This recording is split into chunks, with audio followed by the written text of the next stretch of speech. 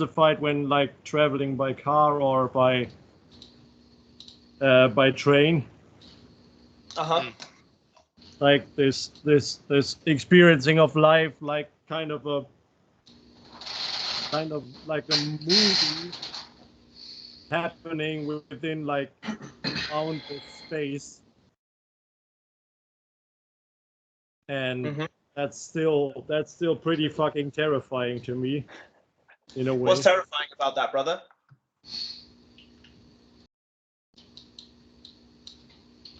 It's a good question. I can't actually answer it. Maybe just the fact that there's first it's so infinitely it appears so fucking vast that there's no way of grasping it. And then also the fact that there's no reference frame for it anymore. Do you need to grasp it? Do you need to have a reference frame?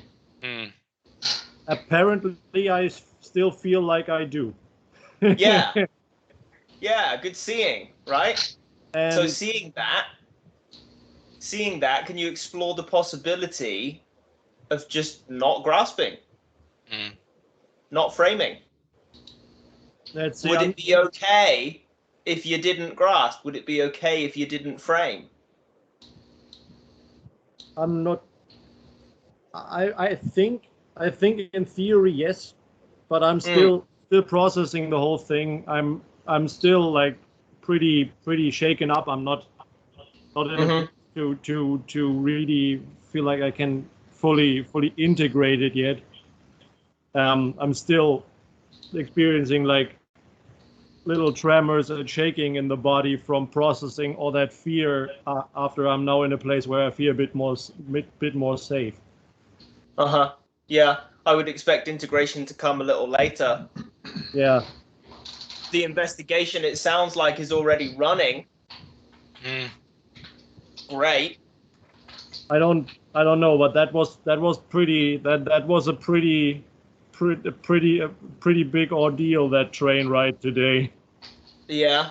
Well, I know that you do well with handling sensations. We've spoken about that lots, right? What else? Like in a way, what else was I to do? Yeah. Well, you say that, right? That's where you've come to in your practice, but there's lots of other things you could do, like freak the fuck out. I did. You did? In a way, yeah. On the inside, I was freaking out pretty damn much. Okay. Not all the time, but a lot of the time. What did you do with the freaking out?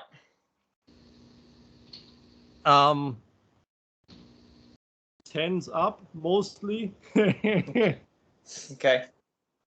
Physically. You weren't looking? You weren't investigating? It would surprise me to hear that you weren't looking and investigating. A little maybe. I was mostly concerned with seeing what I can do to not be overwhelmed all the time by the sensations. Okay. So was this train ride that you had to go on today? No, I didn't have to. Okay. So you did this as practice? I think so. Great. I actually I had a difficult decision to make, because I took it because Nora wanted me to, and I wasn't sure because I hadn't traveled in a long time because of being scared. Yeah. And I don't know. Yesterday I was actually pretty chill, like moving around my more familiar areas with more ease and shit. And I also talked to some guys on the True Freedom server, and after 4 people, including Nora, told me to take the trip because I was very undecided. wanted to avoid such a difficult experience like it was pretty badly, but I also my suggestion would be a smaller event or a smaller trip, starting smaller, right, and then getting bigger, because Alex will remember this one, when we're drinking from the fire hose, all that phenomena comes in. It's not the optimum condition for practice. Yes. Right. Would like to have a handle on that valve to say, well, let me slow things down a little, and maybe that's a walk or a short car ride when you're in control of the vehicle. Yeah. I kind of feel like I got my ass kicked a bit today. Yeah. But I'm also, and this is one of the things that baffles me again and again. Somehow I'm still here, still breathing, still standing. Still coming to see Sangha, right? Still coming to talk about it openly and investigate it. I wanted to do this badly today because I felt I really needed it. Good. Yes. That's good. Very good job, man. Yeah. Very good. Is there anything more, Doug? Nah, there isn't much more to say about it. I'll make way on the stage for someone else. Well, before we finish with that thread, do you feel like you could begin a kind of practice that involves short journeys, small journeys, maybe not so far from home, whatever a baby step looks like? Yes, I could, and I even have. But maybe this was a bit much of an increment in the step. Well, so now you know, right? And that's no different to any other kind of practice, right? We're experimenting all the time. So one time we might try not enough, the next time we might try too much, and that's how we find the middle way. Yeah, I'll have to make the way back in a few days, but I really don't want to think about it right now because all it's doing is stressing me out even more. Well, there's your practice again, right? So if even the thought of it brings symptoms of anxiety, well, here's an opportunity to practice. Great. And framing it in the context of practice, right? I'm not going on a train ride. I'm practicing. Now the whole thing is it has a different flavor. Yeah. Yeah. Great. Well done for being so brave. Well done for sharing all of that so openly. Yeah. We're trained, aren't we, to think that there's something wrong with us if we're scared, but that's faulty. Oh boy, I still have that one as well a lot. And yet here you are sharing.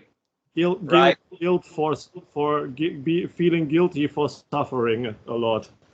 Oh really? Okay. That kind of surprises me because you're so good at sharing about it. Yeah. And yet it's there. Nice job testing your boundaries, says Rick. Thanks. Yeah. It is there. So it's there, but perhaps not to the degree that it might have been in the past. Certainly, I remember a time where I wouldn't have told anyone that I was scared. I'm also. It varies greatly. Sometimes there also is a point of being like, fuck it. This is too much right now. I don't give a shit. I need to get it out somehow. Even today I realized, like on the train when I kind of had to sit up and walk a bit and stuff, or just behave in a way that might be like someone else could notice it and wonder about it. I noticed myself in that frame of thought, but I was like, nah, man, I'm gonna do now what I need to kind of get through this and screw what others. Yeah, great. Well, once again, brother, I feel like your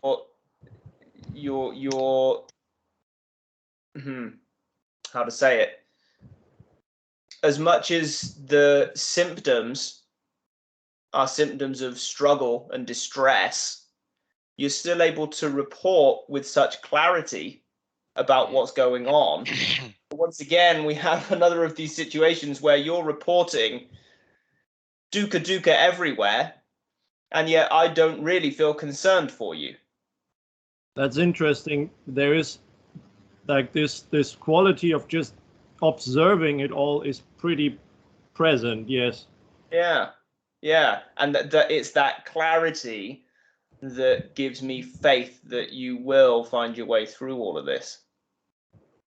I think it has also saved me a number of times already from just being like at the verge of kind of losing it completely, but then not losing it completely because something's there that prevented it.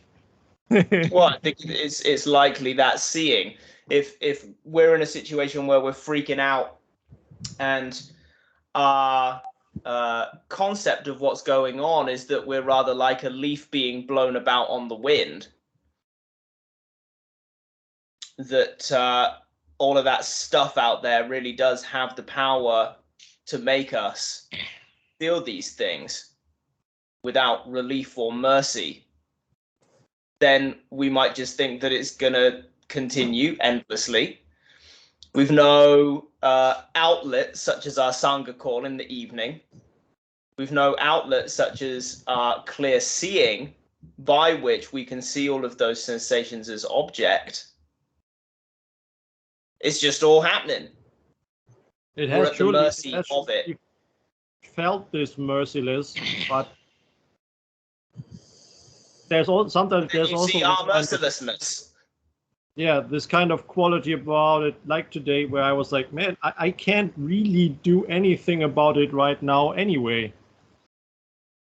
So there's a surrender quality. In a way. So I may as well. Sorry.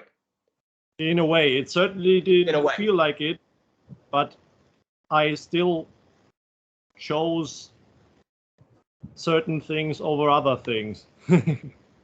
Right. So there's a degree of surrender. Also, that actually sounds like a degree of control. The right kind of control. I chose certain things over other things. So in a sense, now the image that comes is of the the drowning swimmer who's being thrown down the rapids, who certainly isn't going to be able to swim against the current, but might be able to direct the body to grab onto a branch or two. Yeah, maybe that's and I was also fortunate Nora there to just distract me a little or just share that I'm having a hard time. Much of what's actually happening is hard to put into words, but well, so you say, but that I'm not doing so well right now is enough to just take the edge off a smidge. Yeah, for sure. Yeah, and you say that you're not able to put a lot of it into words. I know it's difficult, and yet your reportage is always wonderful from where I'm sitting. Well done. Well done. Thanks. Hey, Ron. Good to have you. Hey, Robert. How's it going? Good to see you guys. It's going well. Ron, I received your text. I didn't get back to you because I'm pretty much offline for a week or 10 days now. Man. But I wanted to come and do this. And I'm glad I did because there's 9 of us. How wonderful. Yeah. I'm glad you're here, Dad. It's always a pleasure talking to you. Always. Welcome back, Carl. Hey guys. Good to see you again. Does anyone else have anything they want to share? I might have something. Right. So I'm gonna try to word this as clearly as I can because this might take me a bit of time. Sure. Today I woke up and I just decided I'm not gonna go to work. I'm like, I just didn't want to deal with the dukkha inside of the work that creates. So I'm just moving to seclusion myself for today, just to see how I feel. I've been struggling with this, with anapasati practice recently, because I'm looking at my mind and I'm seeing my mind, and even using the words like my mind is a bit crazy to me, because I'm identifying like it's as something as mine when it's not even there. Like I'm not seeing the mind, but yet I'm claiming it all the time, clinging and clinging and clinging. But then when it comes to the body, I'm able to detach myself from my body, or detach myself from experiences. I'm not claiming experiences or any sensations in my body anymore. But when it comes to the mind, I'm still clinging to the mind.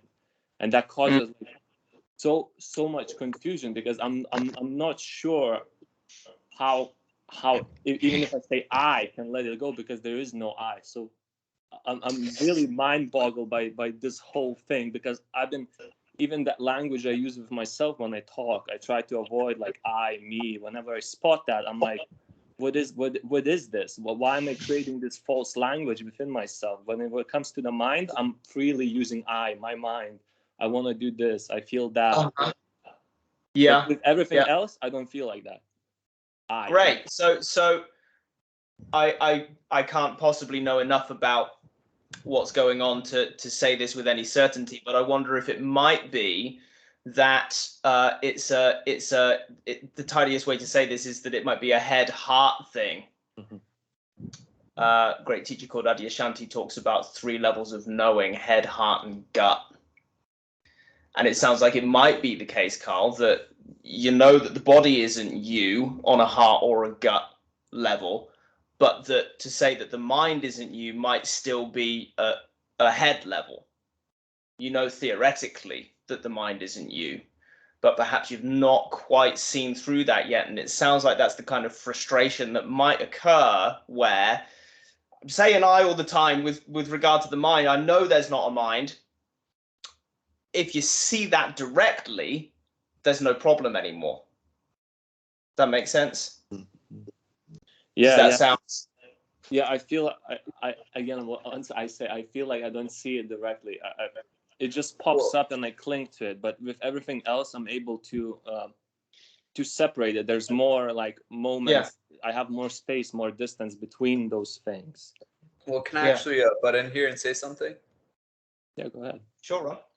So a little while back, Dan was telling me about how the mind functions based off of pattern recognition and pattern execution, basically. And, you know, upon pondering that for a little, one of the things that I came to realize, one of the reasons it's so hard to disidentify from the mind is because you're trying to see the bare sensations of reality as it is. But the thing is, the mind has a pattern execution system for when these sensations come up.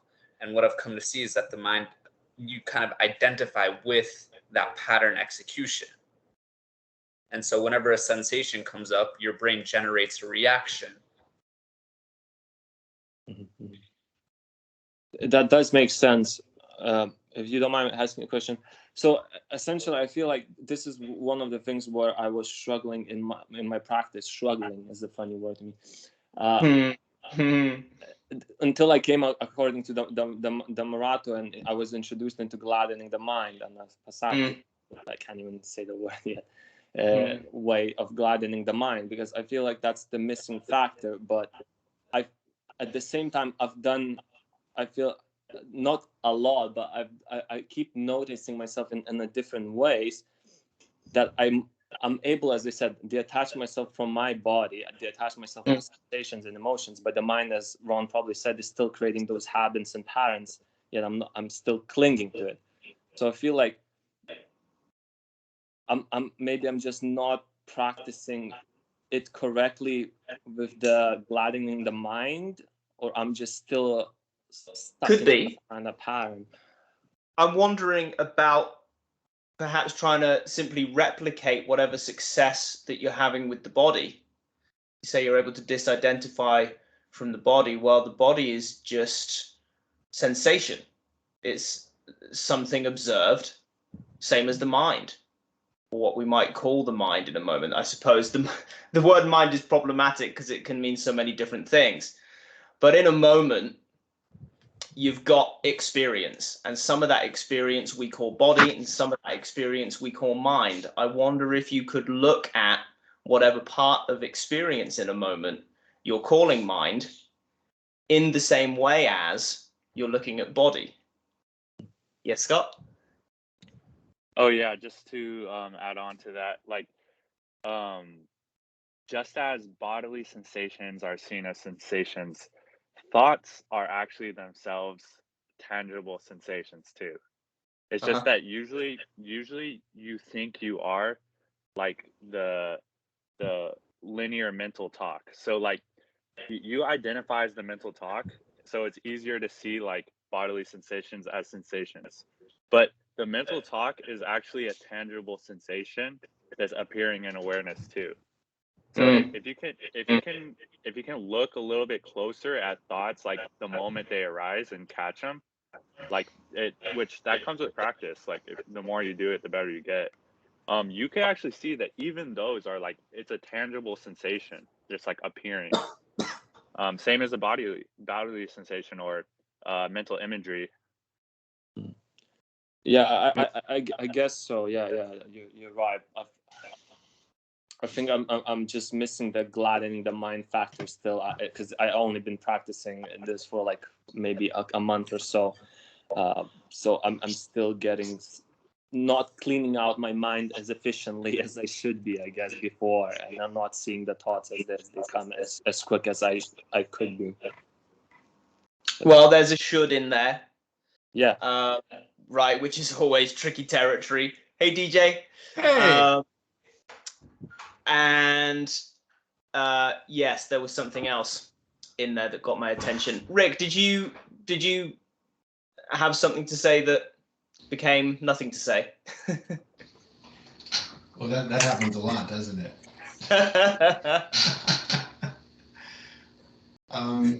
I just want to, I'm not sure if it directly addresses it, but I would like to mention that in my experience, what I've seen is that certain sensations and reactions, like the moment of identification seems to happen at different speeds.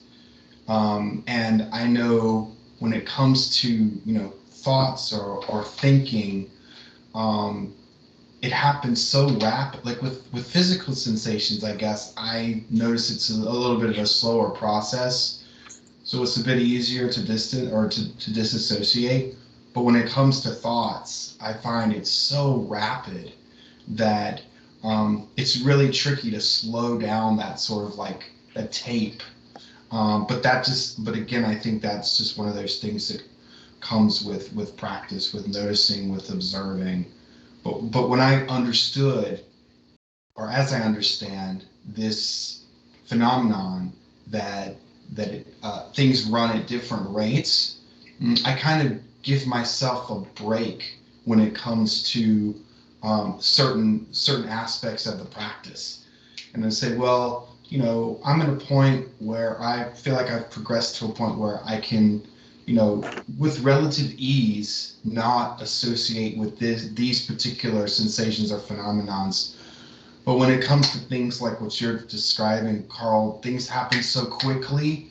It's a bit like what you were describing with the fire hose, that it takes a lot longer, I think, in general, to slow everything down and to recognize, oh, okay, that's not part of, that's nothing to associate with the I or whatever. I don't know if that was helpful, but I don't know. It was, yeah. I appreciate it. Thank you. Hey, Carl. Hey. Do you mind if I give you a little tip that I learned from Dhamma recently? Of course. Okay, so something that it's been helping me too is that I forgot what it was. Yes. You know, maybe that was the tip to forget That's about the it. tip. There was something along the lines of that, to be honest with you. A live demonstration. I love it when this Awesome. happens, honestly. I'm like, well, that's Awesome. pretty great. Great. All right. There's nothing to think about. Thanks, man. I really enjoyed that. It's a good tip for us all. I don't know, I forgot. Wonderful. Robert, you had a hand up that went down. Yeah, so I have two questions. The first question is for you, Dan, is can I vape in the Sangha? Oh, goodness. I had never even considered making any rules. Yeah, of course. So Dude, so seriously. I appreciate your respectfulness, Robert, but I still have no intention of making any rules. Last time I was Thank you. called Dhamma, I took a couple hits of my vape. He didn't care at all. Well, there Robert, you go. by the way, I wasn't cool with poking, vaping. We're cool with vaping. Robert, I wasn't Great, poking thanks, guys. fun or anything at you, mate. I just the synchronous, like just you saying that, it just just brought a laugh out of me. So thanks. Yeah, for that's fine. thanks It for the was a fun. pretty funny question. Yeah. My other question is for Scott. He said something that I found really interesting, which was that when you're noticing the body sensations, if you identify as the linear thought process, it makes it easier to notice the body sensations. So my question is, if I'm trying to notice and disidentify from the linear thought process, is it a good idea to identify with the body sensations? Like, does No. it work vice versa? No. So like, it's like you played video games before, right? Yeah. So like when you first start at a video game, you're pretty like slow at it. Like you're pretty clunky. You're not used to like the rules of the game and the controls. So like you react a little bit slower, and like you're gonna lose in the beginning. Like you're not gonna catch the thoughts as they come.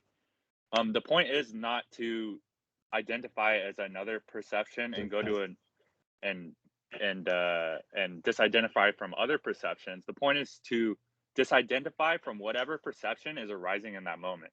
So it's like, but it's like a video game where your reaction time gets faster and faster the more you do it. So it's like, if in the moment it's a bodily sensation that's coming into awareness, you disidentify from that. If it's a thought, from that. Sometimes there's not thoughts. Sometimes there's not bodily sensations. Sometimes there's not feelings. Sometimes there's all of them at the same time. But the point is, like going pew pew pew, like getting them faster and faster. And at a certain point, like it becomes like almost a natural, like easier process, because like in the same way you get really good at a video game, you just start to go into like flow state and just do it. Yeah, you're like on autopilot, just like Yeah. mindful of it. Yeah, and is disidentifying the same as being mindful, or is there like a second step? Like you notice it like, and then disidentify, or is it the same? The noticing is the disidentifying. So you Okay, just it's the same. you notice it, you're seeing it. Whereas before, if you think you are it, you're not actually noticing it. Yeah, because you are not anything that you can experience. So within putting it into your awareness that you're able to experience it, it kind of goes to show you that there's you there that is experiencing. Well, indeed, But and if you I look don't hard enough, I don't need to you'll like whittle it consciously down recall that, until though, there's right? nothing left. Say that again, Dan. Right. I said if you look hard enough, you'll whittle it down until there's nothing left. Yeah, until you experience the experiencer. That would And be then that- like And then Yeah, you do well, the flip into the witness, right? it breaks Like the second down. part. Subject-object relativity breaks down. Yeah.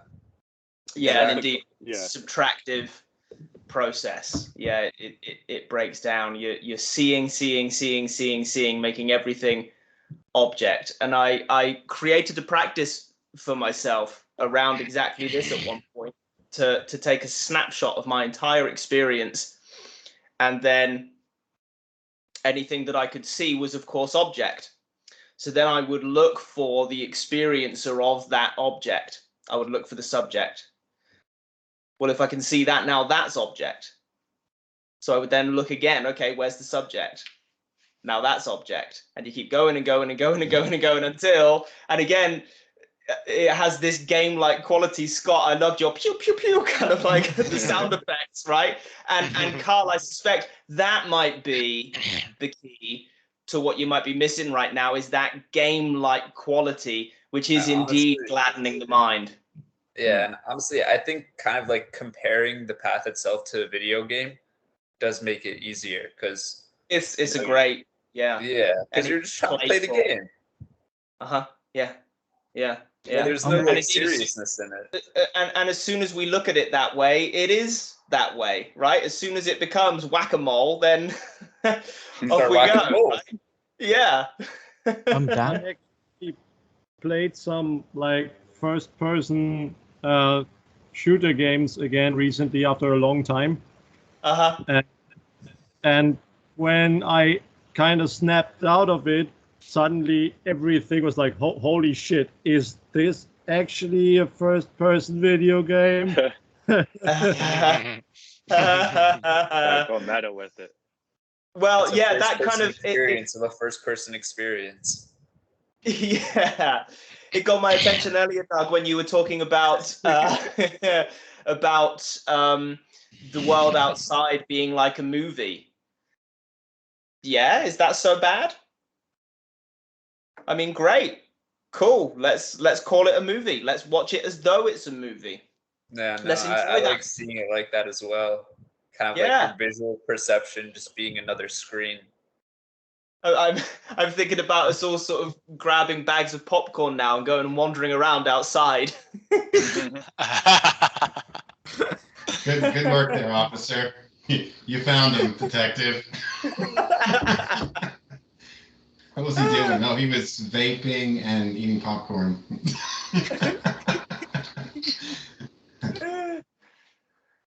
Dan, can I run something by you? There really is a lot of us. There's loads of us. Yes, of course, Alex, you can run something by me. So, it's interesting. Today, I woke up and I felt like the House of Cards video game, whatever you want to say, just went away and was gone, fell down. Bye-bye.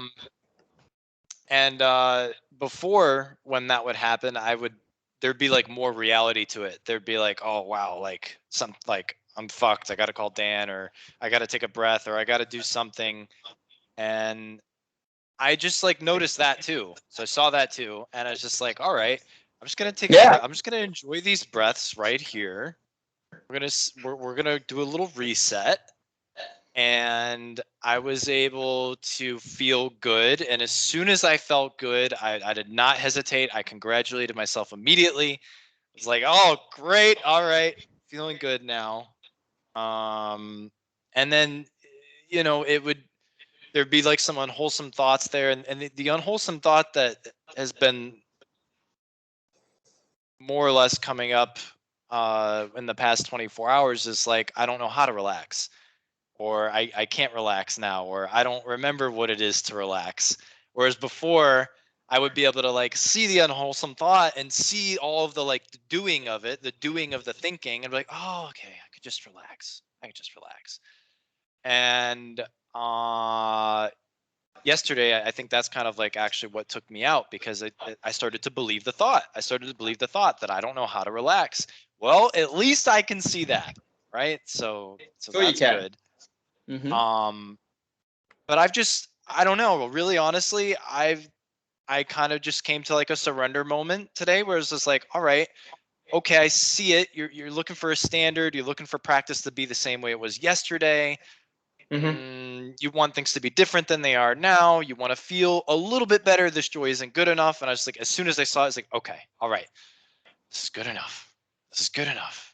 This is good enough right here. And then of course, there's the thought, well, is it really good enough? Or what happened to my practice? I'm losing my progress. No. There it is again. That's okay. You just relax from that. And it's really is like it's It's like a fucker. It's a little fucker. It's just trying to fuck with you. And it's like, get the fuck out of here. Like, I know how to, I'm fine. Wow. I'm fine. Okay? I'm all right. Wow. Well, the benefit of us recording these calls is we can wind the clock back a month or two and compare this little fucker to where Alex was a month or two ago. And I think Alex will be pleased. Yeah, and that's what that's true. That's Rick. right. Every time Rich says It's something, like, I crack he comes back. Sure. But, So no, Alex you're is right. gonna spawn camp. And You gotta that's be a what. dirty spawn camper, Alex. Spawn What? camping. You gotta be a Spawn dirty killer. spawn camper. Yeah. Yeah, and it's like, it's interesting, you know. Sometimes I'll like let go completely. It's like, all right, that's it, I'm done. And then the next thought will come up. Oh no, you got to do something. Nope, I'm done. And you know, it can keep coming. And then in the moment when I least expect it, I'll be like sitting there on my toilet, taking a dump, and my eyes will be closed, and there it all is. There's that peace. There's that tranquility. There's that like Shitting meditation. everything's fine. Oh yeah. Everything's fine. Yeah.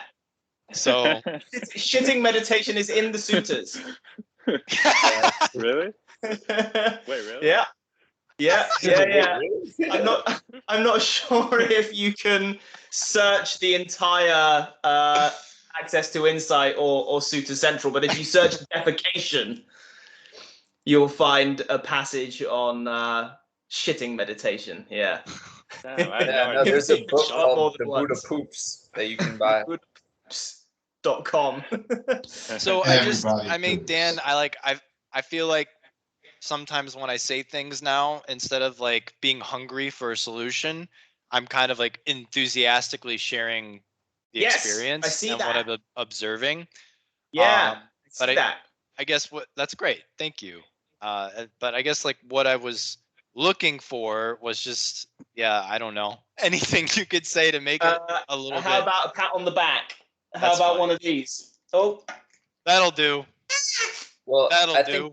I think that pattern recognition tip also applies to this, you know, kind of trying to see what it is that makes these thoughts arise. Because it is just a pattern, you know, your brain reacting to some stimuli. Oh yeah, I remembered now. The other thing that I wanted to say is, Dan, I don't know if you remember, but before you went on vacation, I told you about how I was able to like see this thought as like just a belief. Actually, I was able to see the thought itself as just a belief in the existence of an I that's thinking this thought, and without that belief, it all falls down. Now, for a couple days, I was able to kind of like use that as a frame of reference, but I went back to it, you know, and like I can't see it the same way that I saw it before. Some of those thoughts are Keep going. Yeah. You had an XP boost for a couple days there. Now you're back to the grind. And yeah, and I guess the question would be, and like the answer to the, so I'll say this, the question is, and then the answer to the question that I made, and we'll see if you have a better one. But the question was, would you recommend keep like practicing to get back to that place where I could see the belief and let it all fall apart from there, or just follow dukkha nirodha, which in this moment, for me at least, would probably just be to relax. Because what I noticed through experimentation, when I kept going back to that thought, and kept going back to that frame of reference, it was causing more dukkha, because it was like, oh, there's a job to do now. There's something to get back to. Practice should ever be trying to go back to something that you had previously attained. You know, because then it's another form of chasing. You say, oh, I've experienced this before. Why isn't it here now? Exactly. And you try looking for something that's not there, honestly. And you know, that kind of clouds you from what is right here, right now. Yeah, like you have to start again from scratch every time. right? Every moment is fresh. And so, Alex, you had the experience there of following that compass of dukkha, dukkha, nirodha. And you used your compass to determine your practice. I did. And I am. Yes. Yeah. That's everything that you and I have been discussing these past months. Yeah, rather than what Alex wants or what Alex craves, or what I just like, nope, dukkha, dukkha, nirodha. Just gonna relax right now. Just gonna relax right now. Yeah. This is good enough. It sure is. I think it's also important not to try to force a certain state of mind or a certain type of emotion.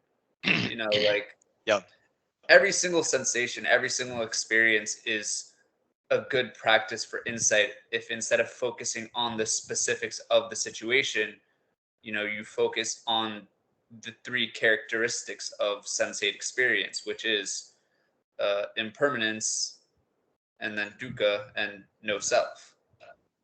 Every single sensation, every single experience is an opportunity to investigate further into these characteristics of sensate experience.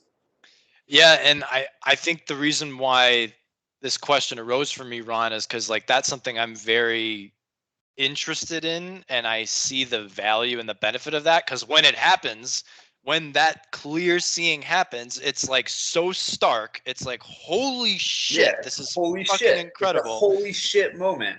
The holy shit moment. But to your point, if I go on investigating and looking for that stuff and that's causing dukkha, it's probably best to just relax. Because you have to realize that might have been a holy shit experience, but like all other experiences, it is impermanent. It will arise and pass away. There's no such thing as continuity almost. It's just another experience. And when you try reaching back for it, now you're starting to be picky about what you want to experience instead of just experience it, regardless of what the context of your experience is. So I guess how do we know when it's appropriate to just relax and appropriate to investigate? And investigate in a relaxed way. It's always right. appropriate. And that's kind of the other. And that's kind of what I did. Because sometimes you'll be relaxed and sometimes you won't be relaxed. But whether you are or not, they're both good opportunities to investigate. Whether you're happy or you're sad, those are both good opportunities to investigate. Whether you're angry or you're peaceful, they're just emotions, sensations. I don't know about that, because if you're happy, you're going to be too busy being happy. There's no need to investigate at that point. You need to investigate dukkha. You don't need happiness is the answer to dukkha. There's no need to. You just enjoy it. You just. That's so what why it's all not about. investigate happiness? If you investigate dukkha and then you become happy and you don't investigate that, you're like, oh, I've got to where I want to be. You're favoring one experience over another. Well, yeah, I favor happiness over dukkha. That's my. I got to be is another dukkha, isn't it? Because you're claiming you achieved the goal. I got to be happy, so let's investigate happy. There's just another dukkha thought, isn't it? It's setting yourself up for failure. I got happy, so you're saying what I was doing before, why I was not happy before. It arises more questions out of investigating into that instead of just. It also implies an additive process as opposed to a subtractive one. Happiness is what's left in the absence of dukkha, as opposed to happiness being something that we construct and have to maintain. And that's kind of why I asked when to relax, when to investigate, because of course when I'm really relaxed, there's no need to investigate. Yeah. So it is kind of so it makes sense then why there'd be that confusion there. Yeah. But then still there is an importance to investigation. So well, investigation is a tool. Right, and once we've built the house, we don't continue dragging the tools around. We enjoy the house. Okay. Now that still actually is an additive image, but I think you can all Yeah, that's another. It reminds me of. So the investigation is like the thorn that removes the thorn. Yes. Mhm. Once you remove the thorn, you don't need the thorn that you removed the thorn with anymore. You get let it go. Uh-huh. That reminds me, I don't know if any of you guys, I'm sure you guys could relate. I just would love to share this because this is something I'm proud of. This is congratulations. But in the beginning of all this, a lot of the practice was much more regimented, like militaristic. Like, I got to notice the unwholesome thought, then I got to put a wholesome thought, then I got to gladden the mind. If I don't, I'm a bad boy. Oh, there's another unwholesome thought. And now it's more like, oh, I can see the whole process happening, and just after a while, just relax from the process. Like, oh, that's all right, no problem. Oh, Yeah. oh, there's nothing to do. Oh, I know you think there's something to do, but we're good here. I'll just relax. Exactly That's as we would beautiful. expect. And Scott, you used the analogy of the video game, but indeed it goes for learning any skill, doesn't it? When we say we go for our first boxing lesson, we're going to be, whoo, okay. That's a pretty charged context, isn't it? Right? But then you look at Floyd Mayweather in the ring against another champion boxer, and he's cool as a cucumber. Aikido. Right? Rick can actually speak from experience here. What was your first Aikido lesson like, Rick? It was painful. I didn't know how to fall. People were throwing me every which way and trying to explain how to like land safely, but I still limped away from that class and for the next 2 months until I learned how to properly fall. And that wasn't even the offensive part. That was just the defensive part, so to speak. So yeah, absolutely. Yep. Rick, but then Rick, did you read Mastery by George Leonard? No, I haven't come across that. No. It's a book not specifically about Aikido, but the author is an Aikido master and uses examples from Aikido in the process of the book, and it's a real cool read. I really recommend it. Okay, yeah, zap it in the chat and I'll check it out. I'm always interested to see how some of those principles apply, so cool, yeah. So the first Aikido lesson is painful. Yeah, but it's also like a bit of an awakening too, because all of my previous martial arts skills were made pretty much useless. So it was a humbling experience at the same time because I'd already been involved in striking arts for 15 years. Right. And they nullified everything I had or thought I had.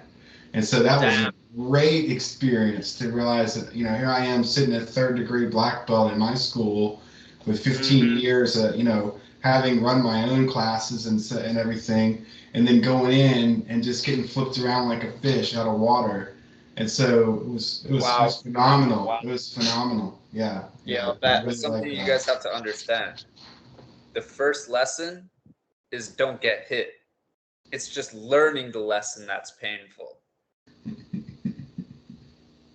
Is that from dodgeball?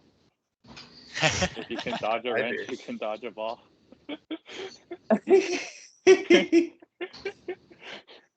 It could be. So then many Aikido lessons occur. Yeah. And cut to Rick walks into, is it a dojo in Aikido? Oh yeah, it's still a dojo. Yeah, they're still using the Japanese. Okay. Yeah. I didn't want to use the wrong term. And now Rick is cool as a cucumber.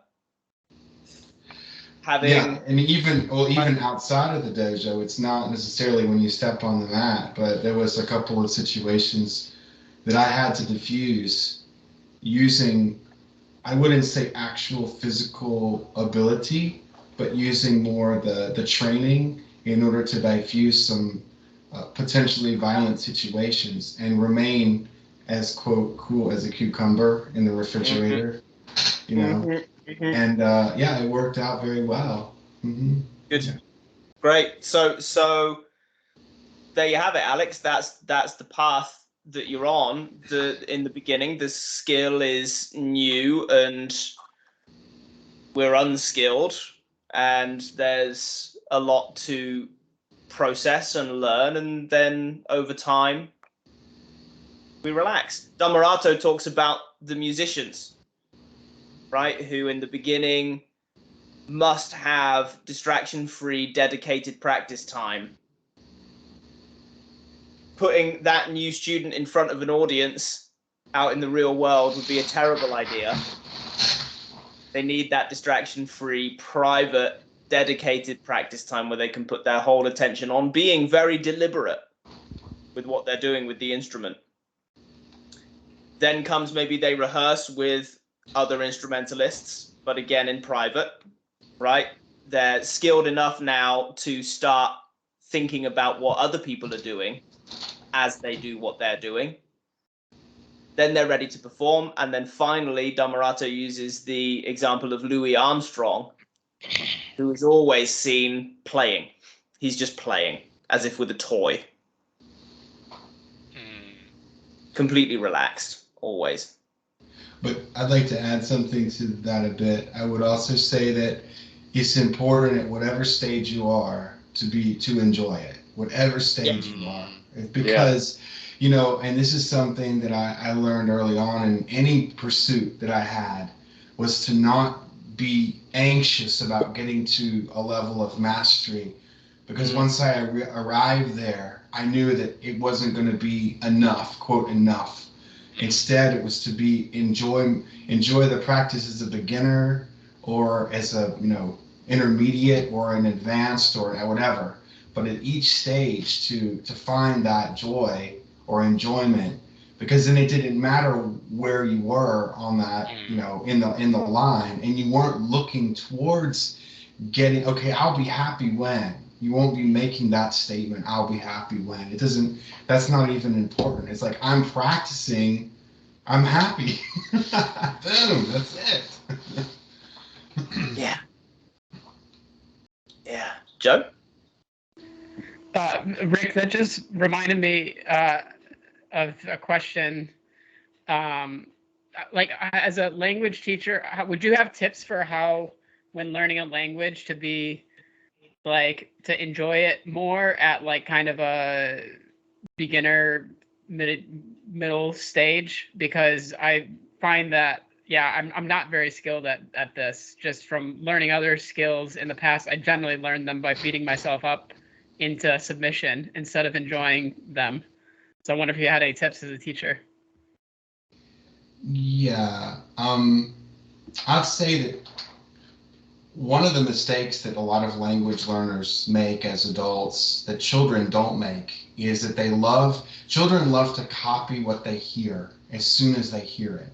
They apply it almost immediately without any self-consciousness, right, about like how they're going to look. They're not worried about embarrassing themselves. But as adults, we don't want to look foolish or stupid or ignorant. And because language is by its necessity a communication tool, it's very easy for us to fall into that trap. And so I suppose the way to enjoy it is to, you know, use the phrases as quickly as you can, even if it doesn't seem right. And oftentimes it will be, there's less of a chance there's far less of a chance of you know, making a fool of yourself than there is just having a good laugh with everybody. So I don't know, for me it's just about taking it and using it as soon as you hear it, like, you know, and that way you'll not only increase your vocabulary, but you'll increase your enjoyment, and maybe you'll even surprise some people and yourself with what you're able to, you know, what you're able to say. Yeah, and I don't know, other than that, it's, you know, language is a little bit like collecting, but it's not just collecting, it's also about showing it. You know, not showing it off, but showing it. So it's a process of collecting and showing until it's already yours, you know? So I don't know if that helps at all. But yeah, I mean, that's the best way to, like, it's the best way to gamify it. And again, children, they're like our best teachers because of the natural way that they learn languages. Until about the age of, I'd say 9 or 10, and then we have to say, okay, what are they doing that we're not doing in order for it to seem to come so naturally to them. And one of those things is that they're able to speak without a lot of self-consciousness. They steal the language and they use it for their own, rather than like just recording it down into a notebook and then like, okay, is this the right situation? Oh, can I use it? No. No, it's like trying to remove those doubts, and even if you're sure it's wrong, say it anyway. Yeah, it's okay. Yeah, it's Beautiful. fun. The mistakes are fun. The mistakes are fun and they're funny. And they're like, a lot of people think that you're going to offend someone, but that's all in the movies. There's very little chance that you're going to say a word or a phrase that's actually offensive to someone by mistake. That's only for comic they just value. laugh. Generally, they just laugh at you. Exactly. If you do. Yeah. So. Exactly. And take it serious. And if it's a game, they're laughing with you because you find it funny too, rather than them laughing at your mistake. You're both laughing at the fact that you're god awful at the language and you're still working on it. It's fine and it's fun. So I don't know. That's my advice. Okay, that's helpful. Yeah, just in general. Oh, go ahead. You go ahead, Joe. Okay, I was just gonna say, in general, I have trouble learning almost like any skill I choose, just because like my parents described me from a very young age as like an anxious child, and I was always like the best student in the class that was like paranoid about ever making a mistake at a very young age. I was like planning my retirement account when I was like 8, and like, so it's like a constant sort of like actually learning how to do something that I guess from a very young age. Of course, when you're 4, then it's not like this, but even as a kid, my parents described me that I just wasn't a kid, I was just that anxious kid who was like always perfect and always like had to be the best student and just like constantly studying, constantly trying to be the best at whatever I did. Right. You have to revel. You have to revel in the messiness that is language. Yeah. Because it's all about. It's not even just about words. It's about meaning and context too. And so a lot of it is just just get down and dirty with it. It's great. It's great. It's a great experiment. It's a great chance to investigate. It's a great chance to communicate. Yeah. I just wanted to vouch for what Rick was saying. I've been doing a very childlike attempt at learning some Bengali with Debbie and her parents. I'll hear them saying stuff on the phone and I don't have a clue, and I'll just repeat sounds and her parents laugh without fail. They always find it hilarious. I don't know, I might be like starting halfway through a word, but slowly I kind of pick little bits up, and then like a baby does, right? Pronunciation is always wrong, but then Deb will correct me and I'll have fun. Kind of just that. I think we kind of lose the fun, don't we, of just making noises, right? You look at a really small child and they're right, because they're like, what's all this? What's I got lips and a tongue and they don't know what they're called yet, but they've got all this hardware, and they're just exploring it, right? I spend a lot of time trying to encourage new drum students to just wave their arms around and see what happens. And sure enough, the kids are more likely to do that than the grown-ups, because the grown-ups have an idea that if they're a grown-up, they ought to already be good at what they're doing, which is just absurd if you think about it, right? You go for a first lesson in anything, and that assumption that you ought to somehow be any good at all is just crazy. And yet that there's that inhibition, isn't there? And it's all schooling. It's all schooling that teaches us that. If it weren't for the way that school does their thing, we would retain that natural learning right the way through. I sometimes make hard noises for fun. Yes, Rick. What was that, Doug? I sometimes just make fart noises for fun. Yeah, yeah. Try that on the train.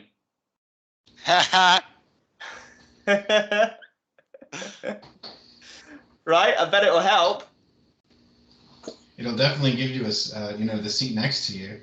Yeah, you might even end up with an empty carriage. Those are vacant anyway because of Corona, man.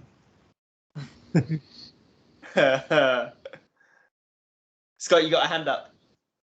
Oh yeah, I wanted to circle back to something Rick was saying because it was very, very important. What he was talking about how every stage, every part of the path should be enjoyed. So whatever part of the path you're on is the path itself, and so it's not as if we are meditating to become enlightened. The meditation is the enlightenment. Mm-hmm. So that's a very important point and something to keep in mind. Whatever stage you're in, there's like tons of dukkha, there's no dukkha, whatever is going on. All right, Alex. That's great, Scott. Thanks.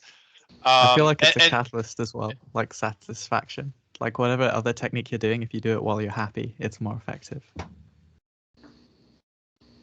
So what I was gonna say, we were talking about it earlier before Joe asked this question about the language. We were talking about how the skill of practice changes, and I was curious if, in your guys' experience, and you too as well, Dan, if the enthusiasm, the intensity of that enthusiasm changes at all. Because for me, I remember like when I was throwing the axe, it was like I was playing, it was like when I was a 14-year-old sitting in my basement. It's 3 a.m. and I've been playing video games for 10 hours and I'm not getting up until I beat this boss battle. I'm having so much fun. It's exhilarating. I got Doritos and Mountain Dew next to me and I just can't wait. But like this, how it is now is like, oh, okay, I see you, berater. I'll just relax. So there's an enthusiasm, but it's not like as much as it was before. And I think the unwholesome thought that's showing up for me now sometimes is like, oh, you gotta have more enthusiasm, otherwise you're gonna miss it. You know what I mean? And I know that's just an unwholesome thought too. So I was curious if that's kind of like the natural way of things. Yeah, I would say follow your enthusiasm. So at any given moment, if you're like forcing yourself to meditate, but you really rather be watching Netflix, go fucking watch Netflix, dude. Like follow your enthusiasm. Like that's gonna be more skillful. Like that's gonna be more skillful than beating yourself up and like doing something you actually don't want to do. Because if you're doing something you don't want to do, like that's like almost counterintuitive to what meditation really is. Now there is that, and I appreciate you saying that. But in the beginning, there was I don't want to do this. But what I would be okay. Let me counter that. It's like learning an instrument. Okay, in the beginning, you're putting in effort, right? It's difficult to learn the instrument, but you want to learn the instrument. Yeah. You wouldn't be here if you didn't really want to do this. You would be in the world doing something else. So it may seem like at times, I'm not saying it's always, there's never effort, but it's an effortless effort in the sense that you really want to be doing it. Yeah. You're choosing to practice meditation. Yeah. I guess maybe sorry.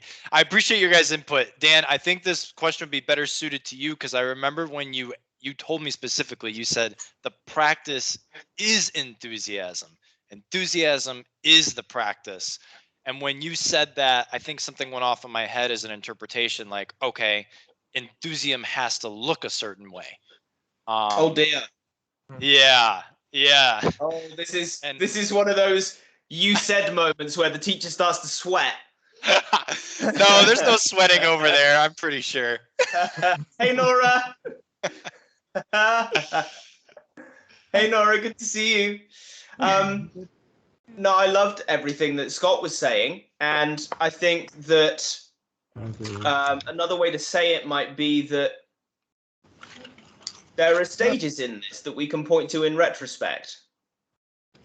And I think also, Alex, you're someone who has really thrown yourself at this, but it's always going to be contained in what Scott said, which is you did that because you wanted to do it. You were enthusiastic because you wanted to be enthusiastic. You bought my image of throwing the axe because you wanted to buy it.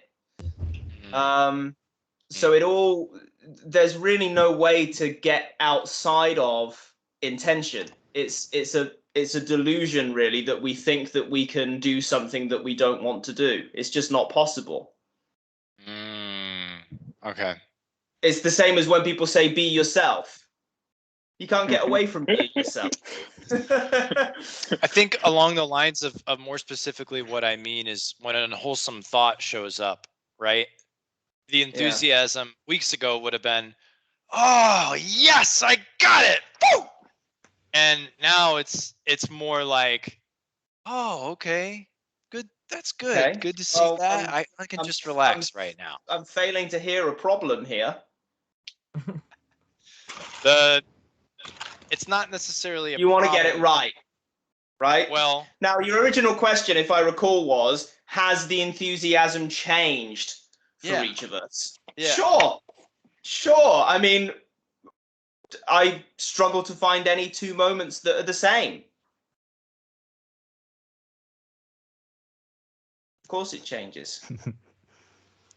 It just became too easy for you to spot this. I mean, the curve level of your skill has gotten so good. It's like playing a video game that is too easy for you. But the levels of life will always change because it's cycling in and out. So you will have moments where you're going to be super enthusiastic to remove this dukkha or suffering, or really enthusiastic about practice. But then there's going to be easy moments where you're just like, okay. That's at least how it is for me. I got it. Thanks, guys. It just the same thing follows that after a while it's like, just relax. Just thinking about this is dukkha. Just asking about this, just talking about this, just wondering about this, wondering if it's done right. It's just all dukkha. So just relaxing from it, and there's the practice. You got it. And there's the smile that follows. Yeah. Robert? I can't remember. Hey! Yeah, right. I'll be right back, guys. Okay. Good shit, guys. That's some tasty Dhamma. Yummy. Nom nom nom nom.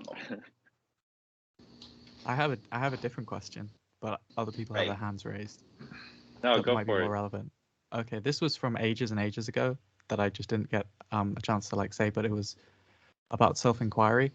I know there's a point where you're supposed to sort of the mind is supposed to come focused and stable, and then you're supposed to switch your identification from the ego to the object of the observer, and then you become this witness that's empty of content.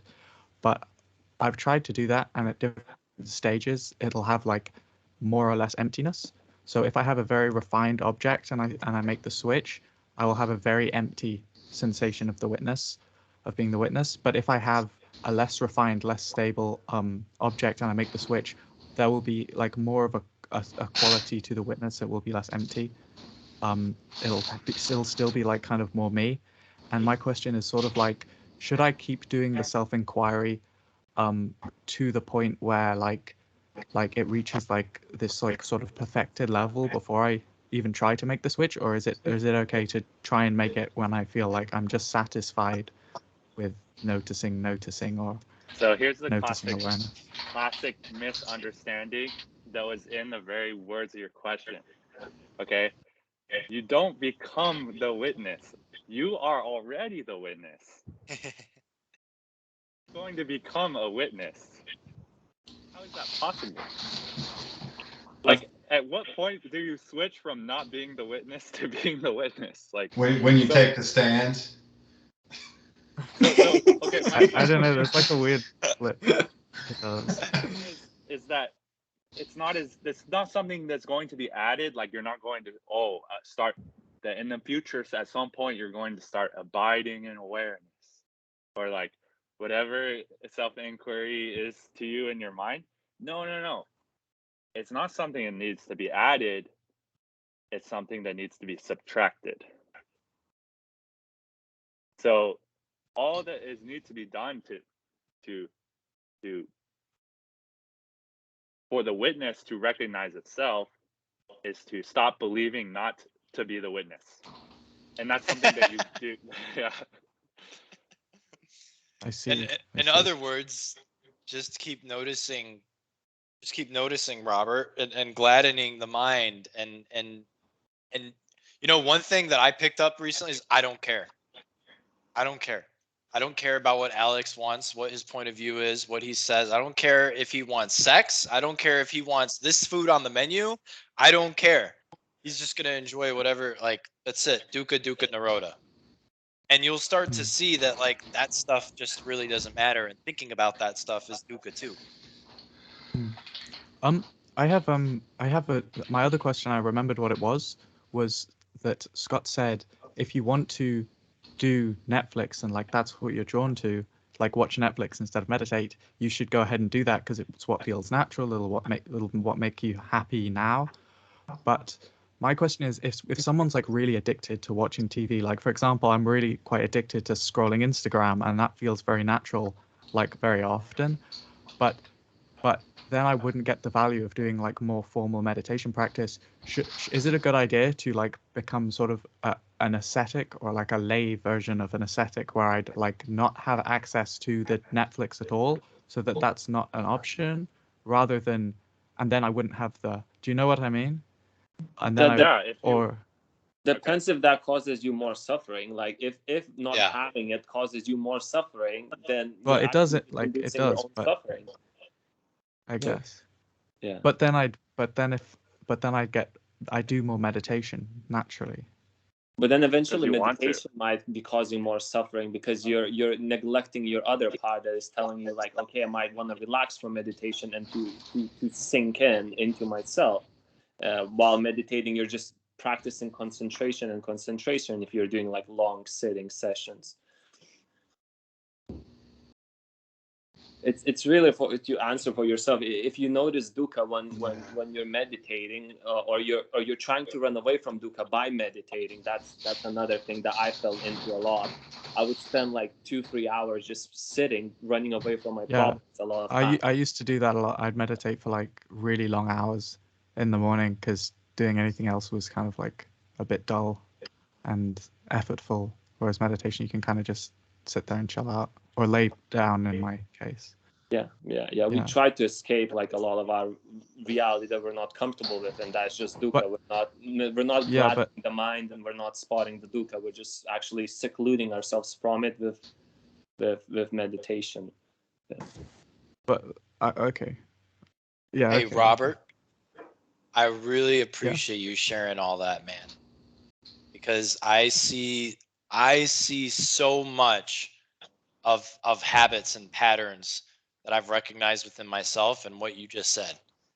So you talk about like, should I do this? Or should I do that? I've even like done a form of that on this call. And you're talking about like, should I become a lay person, or should I be more at it, like full force power? Well, I think a better question that might give you relief, actually, hopefully, is, am I satisfied right now? Can I be satisfied right now? Start like paying attention. You know how Dhamma says like we pay attention, like if you imagine like currency, we pay attention to like these thoughts of like thinking and wondering and hoping and expecting and futuring. And then we also could pay attention to, am I satisfied right now? No, Okay. Wow, great. I can see that. Congratulations. Let me take a breath. Your focus is like dukkha nirodha.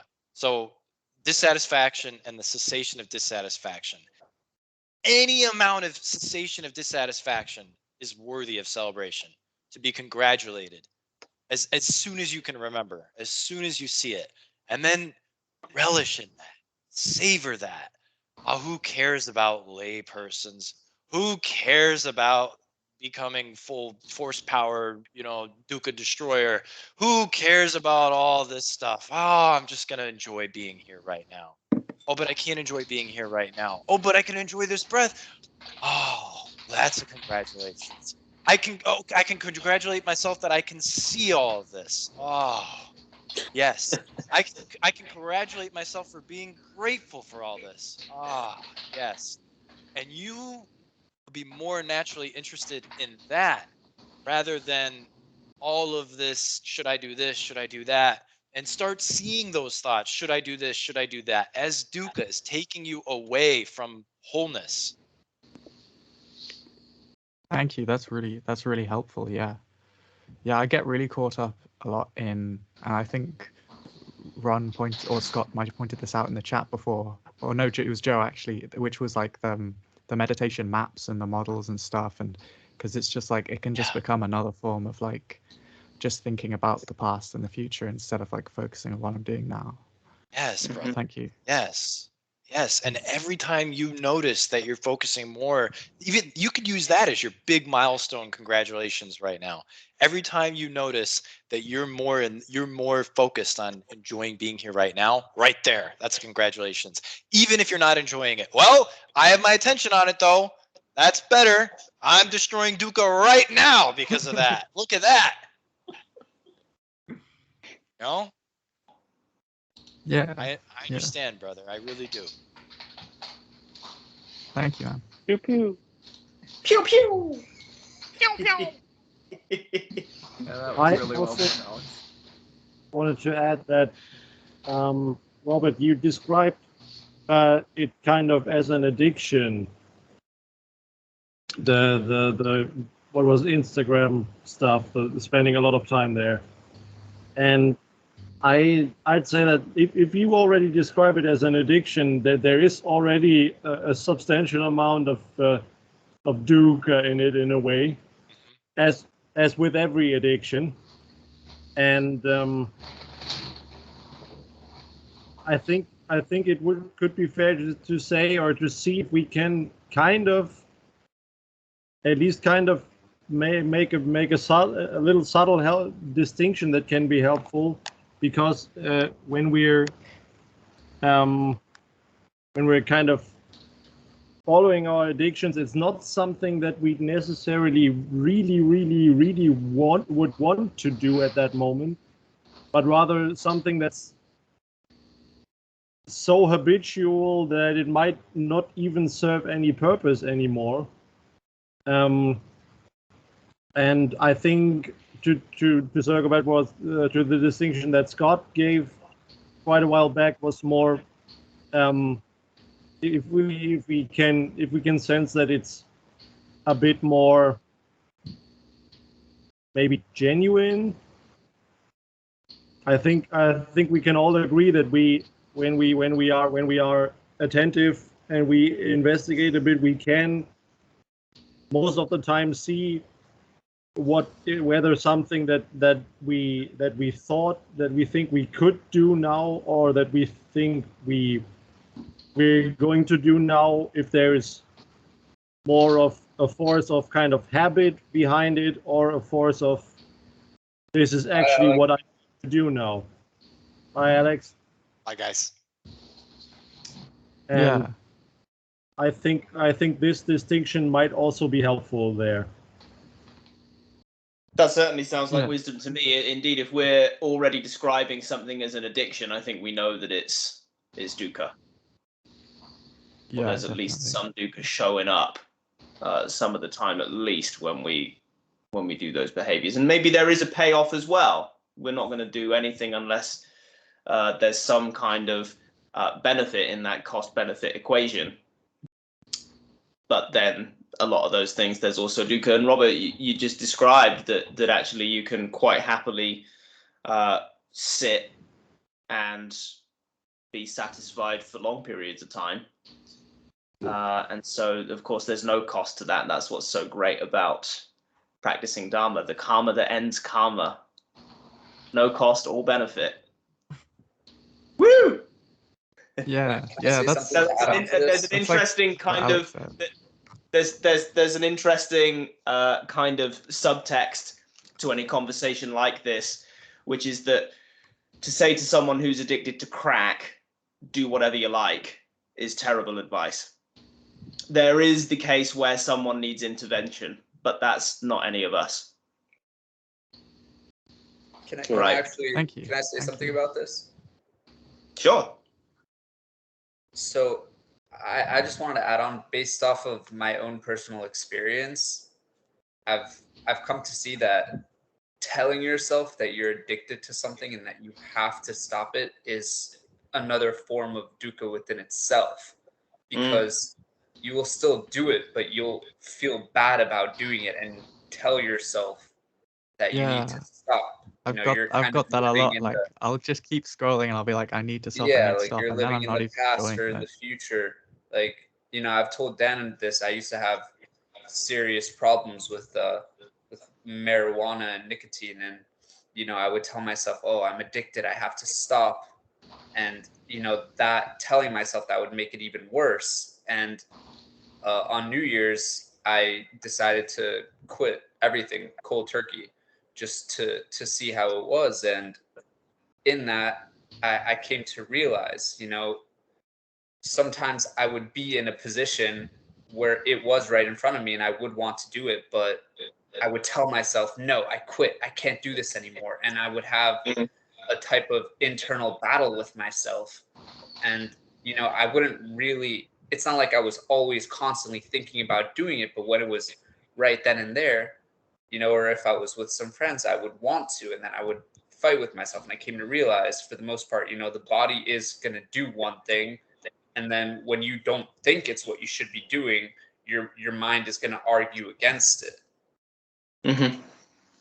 So instead of trying to fight with yourself, simply be aware of what it is that you're doing right now in the present moment. And if you are doing it, ask yourself, do I want to do this right now, or am I doing it because it's what I'm used to doing?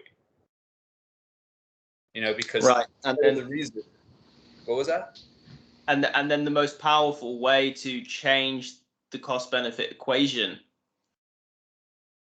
which perhaps in a kind of status quo can keep us going back to those behaviors that we deem to be an addiction, the best way to change that cost-benefit equation is to raise our general level of satisfaction.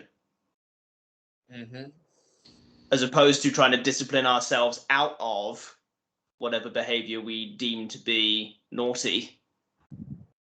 Yeah, but we just learn, sorry. We just learn to be satisfied without. Go ahead. Yeah, no, I was just gonna say, let's say you just spent 3 hours scrolling on Instagram, right? And you put your phone down, you're like, damn, I shouldn't have done that. I'm addicted to Instagram. But at that point, it's in the past. You're scolding yourself on something that has already happened. Because if that thought arises while you're scrolling on Instagram, you can simply just put your phone down and then problem solved. You can tell yourself, I don't want to do this anymore. I don't want to do this right now. Can I say something on that, on the topic of addictions? I find it like that unless you dissolve the sufferer still exists and he clings to these addictions. As for me, when I experience like my addictions, it's not necessarily, it's like I can see them clearly and I can see what I'm doing, but I can see my choices. I can see that I'm choosing to feel this way. I can see that I'm going into myself. I even see the traps set for myself throughout the day to fall into these addictions, but yet I still choose that.